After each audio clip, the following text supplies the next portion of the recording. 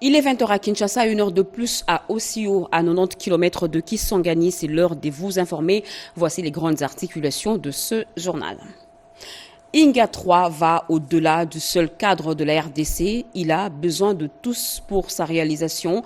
Les ambassadeurs des pays membres du G7 ont été mis devant l'immensité du projet et ils sont prêts. Les contours, vous le cernerez dans ce journal. Les opérations conjointes UPDF FARDC contre les ADF et les groupes armés locaux se feront selon un protocole révisé. Un mémorandum réadapté a été signé par les chefs d'état-major généraux de la RDC et de l'Ouganda à Kinshasa. Des images qui rassurent sur l'avenir de l'autonomie alimentaire de la RDC. Kenya Makasese est à l'heure de la moisson, une récolte qui pulvérise les limites et impactera les marchés au grand bonheur des consommateurs congolais. Voilà pour les titres. Mesdames et messieurs, bonsoir. Tout le plaisir est pour nous de vous retrouver à travers cette grande édition d'information sur la chaîne nationale.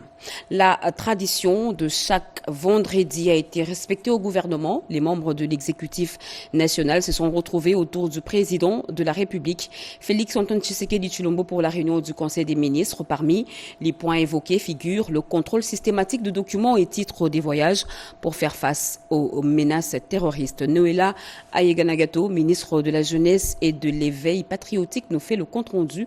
En voici un extrait.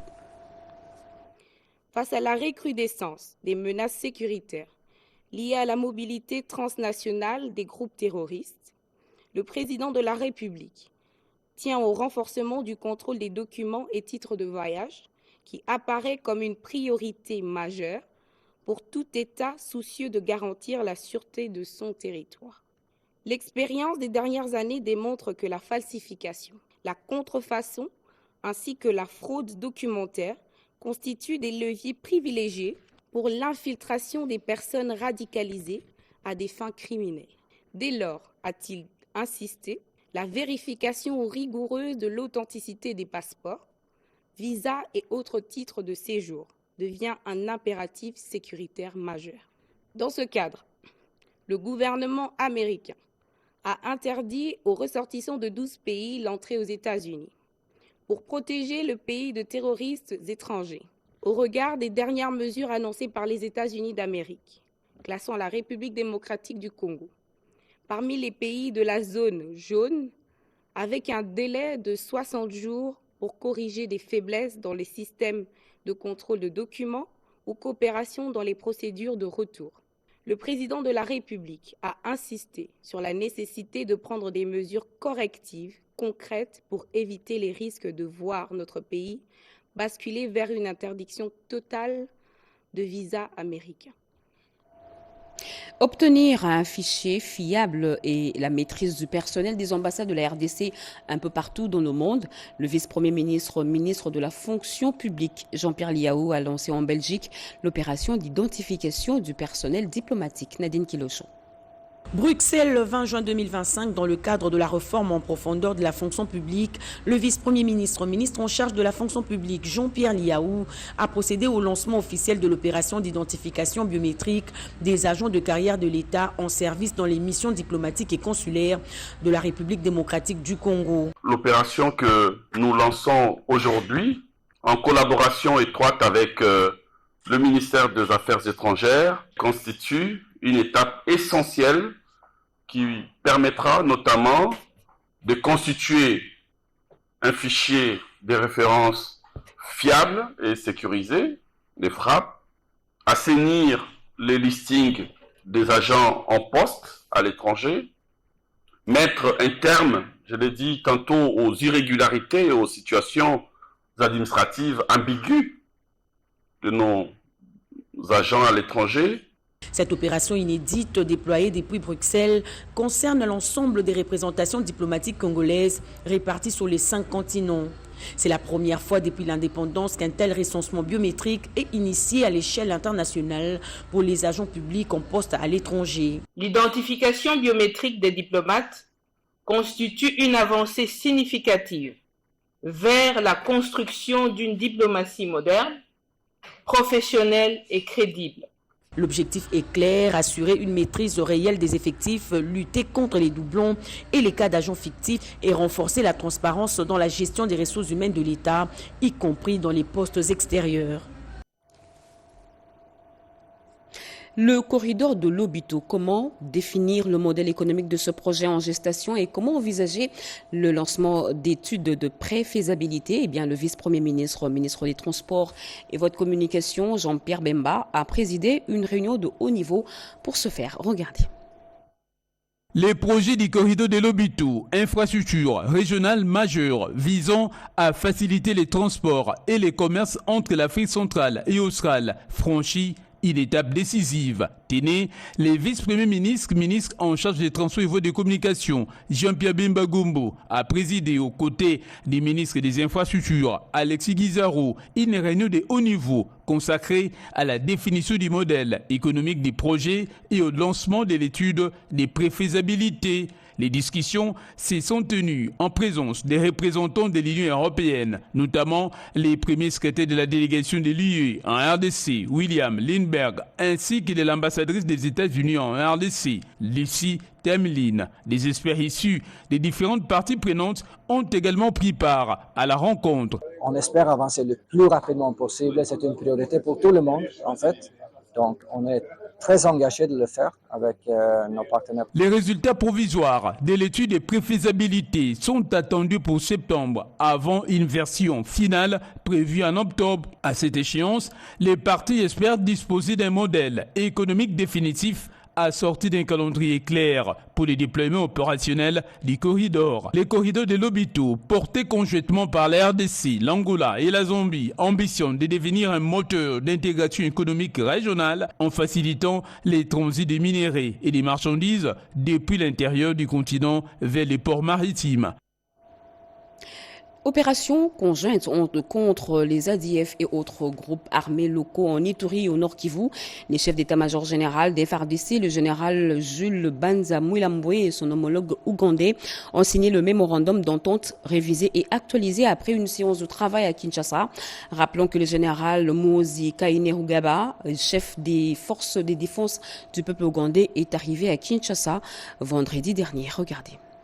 Le général d'armée Muhoozi Kainerugaba, chef des forces de défense du peuple ougandais, UPDF, et le lieutenant-général Banza Mouilambwe, Jules, chef d'état-major général des forces armées de la République démocratique du Congo, ont signé ce vendredi 20 juin 2025 le mémorandum d'entente révisé sur les opérations conjointes Shuja contre les terroristes ADF-MTM. Le nouveau mémorandum d'entente, réactualisé en fonction de l'évolution actuelle de la situation sur le terrain, prévoit le renforcement des opérations contre les ADF sur le terrain et leur élargissement dans le territoire de Mombasa en Ituri. Ces opérations conjointes seront également étendues contre les groupes armés auteurs de l'insécurité dans la province de l'Ituri, plus particulièrement dans les territoires de Djougou, Irumu, Mahagi et Aru. Pour appuyer ces opérations, il a été décidé le maintien de l'équipe conjointe de renseignement. L'autre point inscrit dans le nouveau document est la sécurisation conjointe des travaux de réhabilitation de la route Kassindi-Beni-Butembo. Le communiqué final de cette rencontre, qui a été précédé de la réunion des experts, est présenté ici par le général-major Ilungampeko Edmond, chef d'état-major adjoint de la force terrestre des forces armées de la République démocratique du Congo.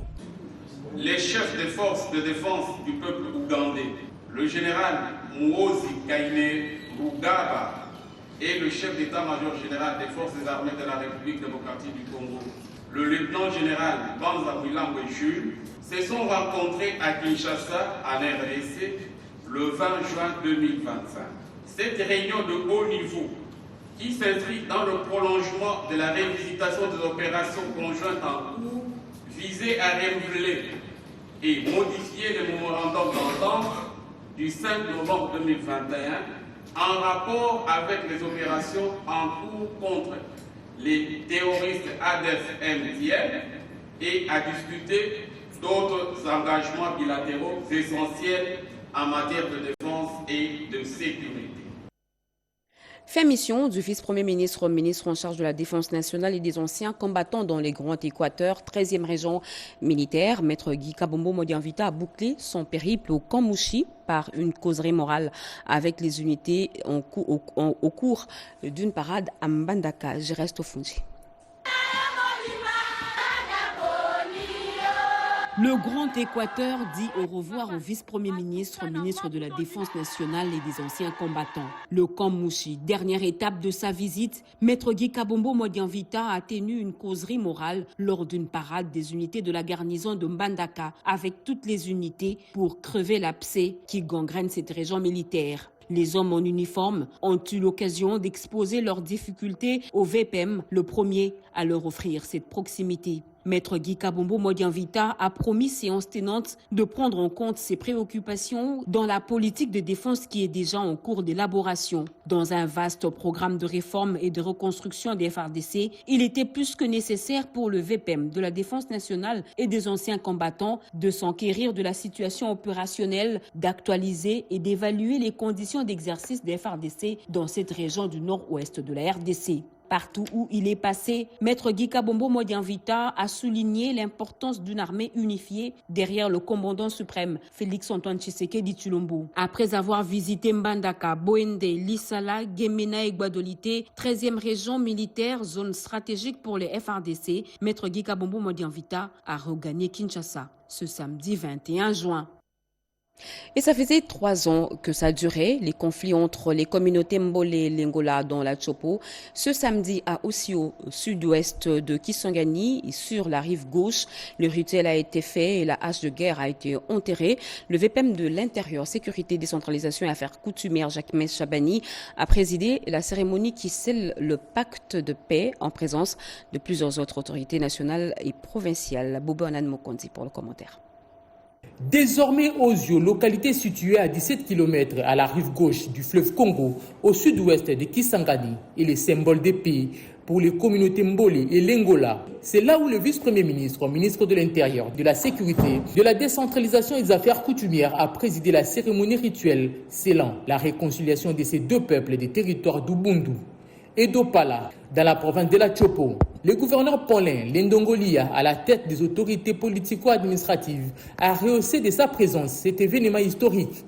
Et c'est aux côtés des officiers venus de Kinshasa, aux côtés desquels le ministre, députés nationaux, cadres du ministère et les notables du coin. Séance tenante, un rituel a été organisé afin de sceller la volonté d'enterrer la hache de guerre. Et le vice-premier ministre, ministre de l'Intérieur et Sécurité, Maître Lukou Ojekme Chabani, a pour sa part souligné l'implication personnelle du chef de l'État, Félix-Antoine Tshisekedi Tshilombo, dans l'aboutissement de ce processus de paix. J'invite toutes les communautés à passer directement aux actes concrets. Il s'agit principalement de la libération des villages occupés, la réinstallation des peuples dans leurs milieux respectifs d'habitation, et cela dans la paix et la tranquillité, ainsi que la reprise des activités agricoles par toutes les communautés. Après 3 ans de désaccords, et l'Angola vont à nouveau vivre ensemble. Ce pacte est concrétisé à travers une série d'engagements contenus dans le message lu devant l'assistance, à savoir la sensibilisation pour consolider les acquis et réconciliation de mariages intercommunautaires séparés. Et la diplomatie économique s'active. Inga 3 est un grand levier. La ministre d'État en charge des Affaires étrangères, Thérèse Kaikwamba Wagner, a appuyé dessus cet après-midi devant les ambassadeurs des pays membres du G7. Elle les appelle au soutien tous azimuts du projet. C'était à la clôture du déjeuner stratégique sur Inga 3 au fleuve Congo. Edith Chala, Patrick Chala. Le projet Grand Inga est devenu un programme de développement de la RDC, bien plus de l'Afrique entière. Il s'aligne sur les priorités mondiales en matière d'investissement durable, d'infrastructures vertes et de sécurité énergétique. Devant les ambassadeurs des pays membres du G7, le directeur général de l'Agence de développement et de promotion du projet Grand Inga, Bob Mabiala, a présenté les nouvelles approches qui préparent le pays à accueillir Inga. L'implication de la population, la création de nouvelles demandes en énergie, la structuration qui prend en compte la complexité du projet et les besoins d'une grande appropriation internationale. Le directeur des opérations de la Banque mondiale, Albert Zeufak, a salué l'expertise et l'abnégation des équipes qui ont travaillé avant que le conseil d'administration de la Banque mondiale ne valide le dossier. Des questions relatives à l'implication du secteur privé, la cohérence d'Inga avec le corridor de Lobito, mais aussi avec les zones économiques spéciales ont été posées et le directeur de cabinet adjoint du président de la République, André Wameso, a répondu à quelques-unes en complément du directeur général de l'ADEPI. La ministre d'État, ministre des Affaires étrangères, Coopération internationale et francophonie, Thérèse Kaikwamba, a clôturé les débats en appelant au soutien du G7 au projet. Le projet Grand Inga n'est pas une infrastructure ordinaire, comme nous l'avons déjà entendu à plusieurs reprises. C'est une solution transformationnelle dotée d'un potentiel estimé à 42 000 MW qui le hissera parmi les plus grands barrages hydroélectriques au monde une fois réalisés. C'est pourquoi je sollicite aujourd'hui l'appui continu des pays du G7 pour inscrire le projet Grand Inga comme priorité stratégique dans votre agenda en 2026 et bien au-delà. Selon le représentant du Canada, le projet tel que présenté s'aligne parfaitement avec les objectifs de la présidence canadienne du G7. Et dans la foulée, il a sensibilisé sur la nécessaire prise en compte du genre dans la mise en œuvre du projet.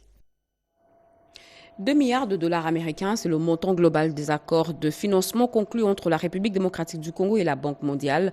L'enveloppe sera injectée au développement de Inga 3 et l'appui budgétaire sur la gouvernance et la résilience économique. La signature a eu lieu aujourd'hui dans la salle de congrès du centre financier à Kinshasa. Sylvie Moembo, Ibrahim Chakou. Cette signature des accords de financement entre la République démocratique du Congo et la Banque mondiale s'inscrivent dans le cadre de la mise en œuvre du programme d'action du gouvernement porté par le président de la République, Félix-Antoine Tshisekedi Tshilombo. Ils traduisent les engagements contenus notamment dans le pilier 1 relatif à la création de plus d'emplois et à la protection du pouvoir d'achat des ménages, notamment par la stabilité du taux d'échange, ainsi que dans le pilier 5 consacré au renforcement de l'efficacité des services publics à travers une meilleure gouvernance et des investissements ciblés dans les secteurs prioritaires. Ces accords concernent 5 projets majeurs portant notamment l'appui budgétaire sur la gouvernance, la transparence et la résilience économique pour un coût de 600 millions de dollars américains, la résilience contre les inondations urbaines, 200 millions de dollars américains, le développement du transport et de la connectivité équivaut à 440,2 millions de dollars américains et l'appui à la transformation numérique, 400 millions de dollars américains. Sur le développement d'Inga 3, qui évalue à 250 millions de dollars américains. Les provinces qui attendront la construction du barrage pourront bénéficier avant même qu'on commence à construire les barrages, parce que nous allons améliorer le capital humain par la formation des génies congolais qui vont travailler dans la construction du barrage, mais améliorer également les infrastructures de base, les écoles et les centres de santé, les hôpitaux. Cet appui est le premier d'une série de 2. Il est passé de 500 à 600 millions de dollars américains pour couronner, selon le directeur des opérations de la Banque mondiale, Albert Zeufak. Les 5 projets approuvés par le conseil d'administration de la Banque mondiale représentent le fruit d'un effort mené par les équipes de la Banque mondiale et du gouvernement de la RDC. Cette signature a connu la participation du ministre d'État en charge du budget, Aimé Boji Sangara, du ministre des Ressources hydrauliques et de l'électricité, Denis Luamba, des vice-ministres des Finances et du Budget, des experts des ministères sectoriels ainsi que de la délégation de la Banque mondiale. C'en est fini avec la 40e Assemblée générale de la 38e conférence annuelle du Cercle de réflexion, d'échange et des dirigeants de l'administration fiscale CREDAF à Kinshasa, conférence clôturée par la vice-ministre des Finances au Né-Jeune-Sélé, Jean-Pierre Ndolo-Demazo. Les nouveaux défis, fiscalité environnementale et des ressources naturelles, fiscalité et genre et fiscalité internationale, c'est le thème de cette 40e Assemblée générale de la 38e conférence annuelle du Cercle de réflexion d'échange des dirigeants de l'administration fiscale CREDAF, dont les travaux se sont clôturés jeudi 19 juin 2025 à Kinshasa et qui ont duré 3 jours. Plus de 20 pays et organisations ont participé à cette rencontre organisée par la Direction générale des impôts de la RDC en collaboration avec le CREDAF.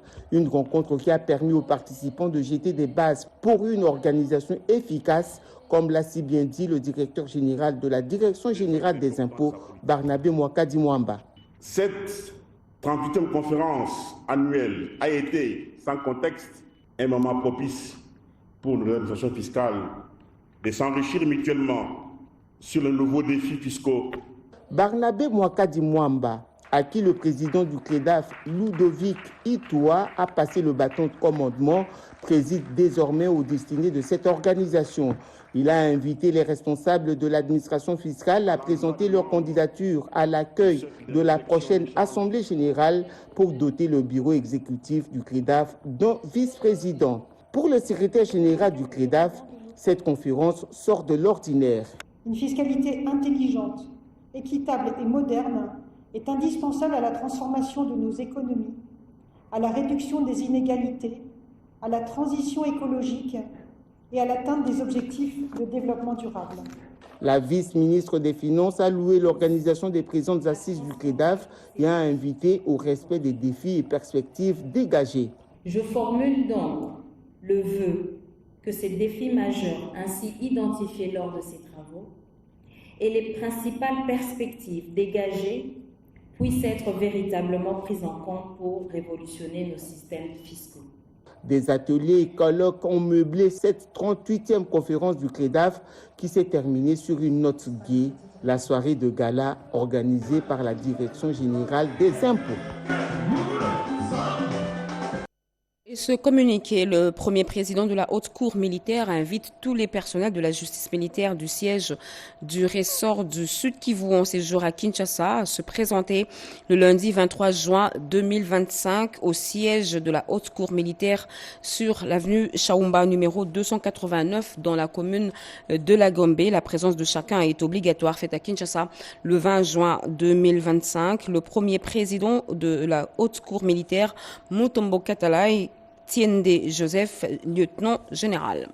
L'accès permanent à l'électricité, l'un des facteurs de développement et de la relance économique dans les milieux ruraux, eh bien, c'est dans cette logique que le FPI vient de signer un partenariat stratégique avec Anser. Les détails avec Alain Bikaï. Cette signature des protocoles d'accord de collaboration vise à soutenir et à promouvoir les initiatives de développement de l'industrie à travers un accès accru des entreprises à l'électricité dans les milieux qui font face à déficit énergétique criant. La démarche vise à augmenter la desserte en électricité dans les 45 territoires en faveur de la population. Il ne saurait y avoir d'industrialisation sans énergie fiable et il ne saurait y avoir de progrès rural sans une activité économique soutenue et encadrée. C'est dans cette logique que ces partenariats entre les FPI et l'ANSER prend toute son âme. Les FPI et l'ANSER vont mutualiser les ressources afin que chaque partie joue son rôle dans le but d'assurer le développement socio-économique des communautés bénéficiaires ainsi que la relance des économies locales à travers l'implantation des pôles de croissance sur les axes stratégiques du territoire national. Une telle vision vise l'autosuffisance alimentaire et la lutte contre l'exode rural. Dans ces zones-là, le taux d'électrification n'est que de 1%. Et c'est même ça qui justifie le fait que ces territoires restent des zones sous-développées. Malgré de nombreux engagements et interventions du gouvernement et de leurs partenaires au développement, les défis qui se posent quant à la desserte de l'énergie électrique en République démocratique du Congo subsistent encore. Ce protocole de collaboration signé ce jour portera des réponses appropriées en vue d'appuyer la vision du gouvernement de la République démocratique du Congo qui entend diversifier son Une moisson au-delà des prévisions. Eh bien, le service national va déverser dans le tout prochain jour un important stock de farine de maïs. Cédric Enina nous amène à Kanyamakassé pour constater cette moisson abondante. Regardez. Les pouces levés en signe de victoire, la récolte a été plus qu'abondante. Le lieutenant général, commandant du service national, Jean-Pierre Kassongo Kabouik, est plus que satisfait. Des montagnes de maïs à perte de vue. Plus de 25 000 tonnes attendues, des dépôts saturés et une récolte qui ne faiblit pas depuis mars. Au cœur de cette prouesse agricole, le service national avec à sa tête le lieutenant général Jean-Pierre Kassongo Kabouik, qui supervise personnellement l'opération. Les drapeaux nationaux hissés au sommet de cette moisson abondante n'est pas un symbole vain. C'est tout un message de souveraineté, de l'autosuffisance alimentaire et de la discipline dans la production. Ce qui se passe à Kanyama-Kasese est tout simplement incroyable. Un modèle à suivre pour l'ensemble du pays. En plus, Kanyama-Kasese, ce n'est pas qu'un centre agricole, tout un laboratoire de la Renaissance nationale, grâce aux bâtisseurs hier Kolona, aujourd'hui, utile pour une nation.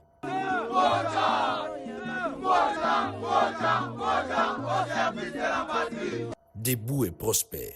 Ceci dit, l'indépendance commence tout d'abord par l'autosuffisance alimentaire. Et Félix-Antoine Tshisekedi l'a bien intégré dans sa philosophie politique. La souveraineté se cultive. Au service national de généraliser ces modèles. Lutte contre la corruption, il faut carrément mettre en place des mécanismes digitaux pour mieux détecter la corruption à tous les niveaux. C'est l'une des recommandations formulées à l'issue de l'atelier de lutte contre la corruption organisé à l'attention des parlementaires congolais. Erika Bamba. Autour de ces tables bien disposées, des députés nationaux, sénateurs et membres de plusieurs institutions impliqués dans la lutte contre la corruption, sous l'initiative de International Development Law Organization IDLO, qui est une organisation intergouvernementale mondiale exclusivement dédiée à la promotion de l'état de droit et présente dans plus de 90 pays du monde. Ses participants réfléchissent et discutent autour du thème « Quelle législation et quels parlementaires pour une stratégie anticorruption efficace en RDC ?» Objectif, muscler davantage ces parlementaires et faire d'eux des acteurs clés dans ce combat. 3 panels ont été animés au cours de cette longue journée avec de thèmes alléchants qui ont tous tourné autour de la lutte contre la corruption qui menace aujourd'hui le développement de la RDC. Le directeur pays des IDLO, Lick Elebema Elebe, a appelé les participants de ces travaux financés en grande partie par le gouvernement américain à prendre des mesures décisives pour rédiger une loi contre la corruption. Face à cette réalité, il revient aux parlementaires d'endosser un rôle central et productif. Pour le président du réseau des parlementaires contre la corruption, la lutte contre ces fléaux doit être permanente. La matière de corruption, aujourd'hui, n'épargne personne, n'épargne aucune institution, de haut en bas et de bas en haut. 2 panels qui, quelques heures après, ont accouché sur 8 recommandations phares dans la mise en place de mécanismes digitaux pour mieux détecter la corruption à tous les niveaux. La questeur de l'Assemblée nationale, qui a ouvert ses assises, a rassuré de l'engagement de la Chambre basse du Parlement à veiller avec rigueur sur toutes les recommandations formulées par le participant. Et comment offrir des services lucratifs aux déplacés et réfugiés internes pour leur autonomisation financière? Des stratégies sont mises en place pour y parvenir, à l'exemple de cette table ronde organisée à Kinshasa. Malumbela et Litumba.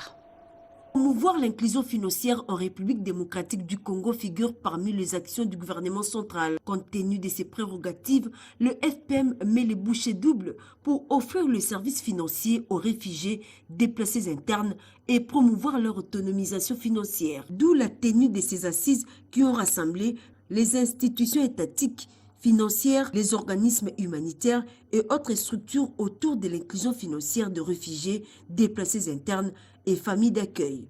Aujourd'hui, je lance un appel vibrant à la création d'une coalition d'action pour l'inclusion financière des réfugiés et des déplacés en République démocratique du Congo. Cette coalition sera une plateforme d'échange, de co-construire et de financement pour bâtir une approche multisectorielle et pérenne. Pour réussir le pari du FPM ASBL, les panélistes ont décortiqué les défis majeurs de l'inclusion financière, les opportunités et ont proposé des pistes et des solutions durables devant faciliter la mise en œuvre du processus de l'inclusion financière des réfugiés et des déplacés internes victimes de la guerre d'agression rwandaise dans l'est de la RDC. C'était également une occasion pour partager l'expérience notamment de la microfinance TID implantée à Butembo et d'autres institutions financières du Sud-Soudan et du Kenya sur le mécanisme de l'intégration économique des déplacés des guerres. Pour cerner les contours de l'inclusion financière, des programmes éducatifs seront prévus pour permettre aux réfugiés et déplacés internes de s'approprier des compétences afin de mieux gérer les ressources financières, a dit le directeur général du Fonds pour l'inclusion financière, Patrick Congo. Le président de la Commission nationale des droits de l'homme et son collègue de la Commission nationale des réfugiés ont félicité l'équipe du FPM pour l'organisation de ces cadres de réflexion qui cadrent avec le thème de la célébration de la Journée mondiale de réfugiés le 20 juin de chaque année, à savoir solidarité avec le réfugié. Vous le savez, rares sont les familles monoparentales qui parviennent à maintenir un équilibre stable après la perte d'un conjoint. Conscients de cette réalité, les experts ont animé une séance de coaching axée sur l'autonomisation financière de ces familles. Cette activité est organisée dans la salle de conférence de l'INRB. Cédric Enina. Les familles monoparentales éprouvent plusieurs difficultés, notamment celles liées à la gestion du temps, le soutien social, les rendant du coup vulnérables à la précarité et à l'isolement. D'où la nécessité d'un coaching pour restaurer une sorte d'équilibre, pour combler ces vides.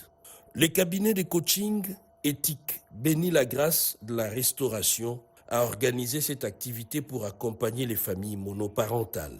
Tout ce que nous, les parents monoparentaux, nous devons éviter avec nos enfants, c'est que nos enfants nous déconsidèrent. Nous devons être des complices de nos enfants.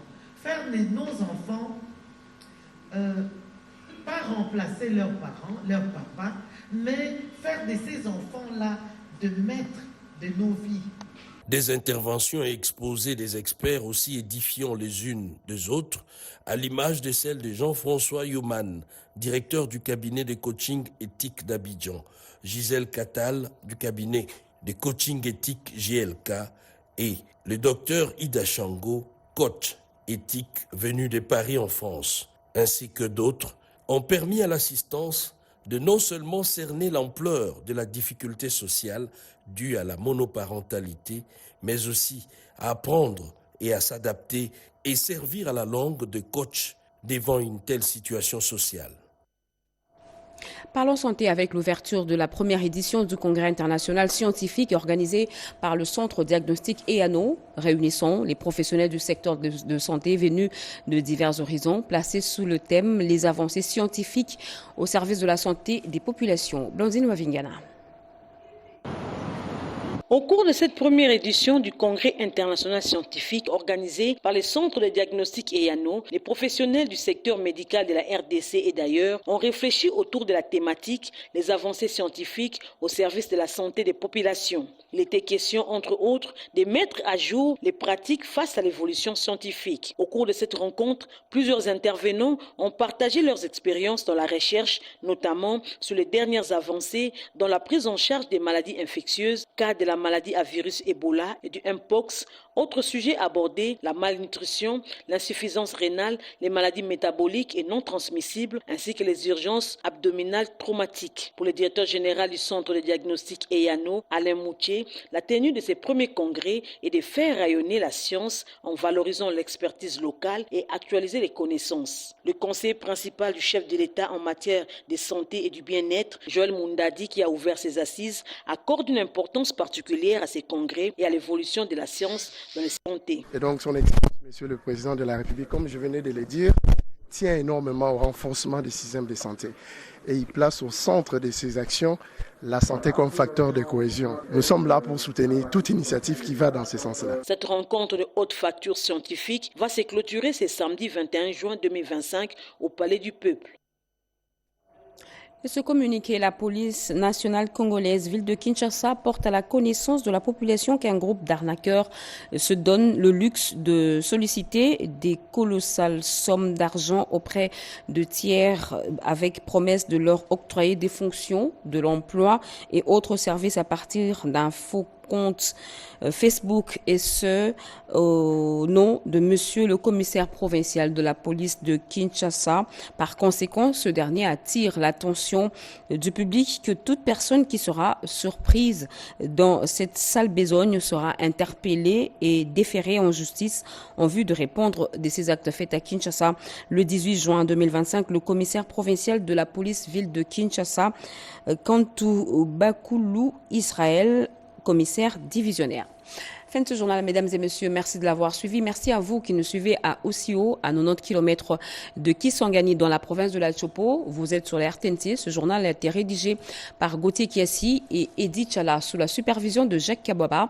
À la coordination, Jean-Pierre Ndolo-Demazou, réalisé par Odi Panda et André Ndjeka. L'actualité continue sur nos antennes retrouvées à 23h.